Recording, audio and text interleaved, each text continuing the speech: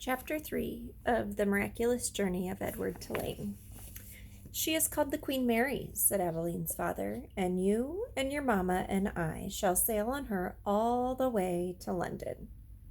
"What about Pellegrina?" said Abeline. "I will not go," said Pellegrina. "I will stay."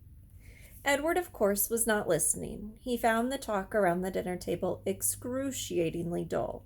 In fact, he made a point of not listening if he could help it.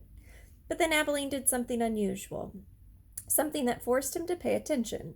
As the talk around the ship continued, Abeline reached for Edward and took him from his chair and stood him in her lap. "And what about Edward?" she said, her voice high and uncertain. "What about him, darling?" said her mother.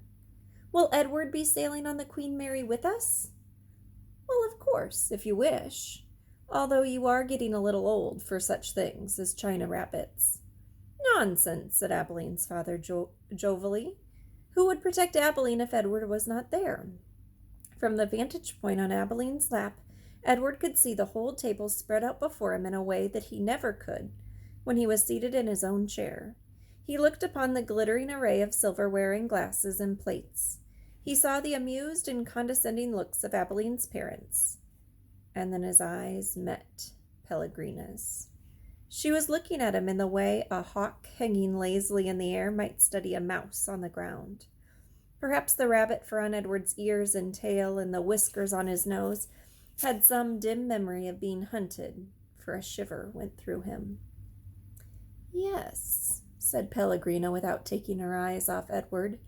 "Who would watch over Abeline if the rabbit were not there?" That night, when Abeline asked, as she did every night, if there would be a story, Pellegrina said, "Tonight, lady, there will be a story." Abeline sat up in bed. "I think that Edward needs to sit here with me," she said, "so that he can hear the story too." "I think that is best," said Pellegrina. "Yes, I think that the rabbit must hear the story." Abeline picked Edward up, sat him next to her in bed, and arranged the covers around him. Then she said to Pellegrina, "We're ready now." "So," said Pellegrina. She coughed. "And so the story begins with a princess." "A beautiful princess?" Abeline asked.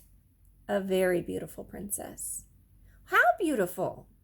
"You must listen," said Pellegrina. "It is all in the story."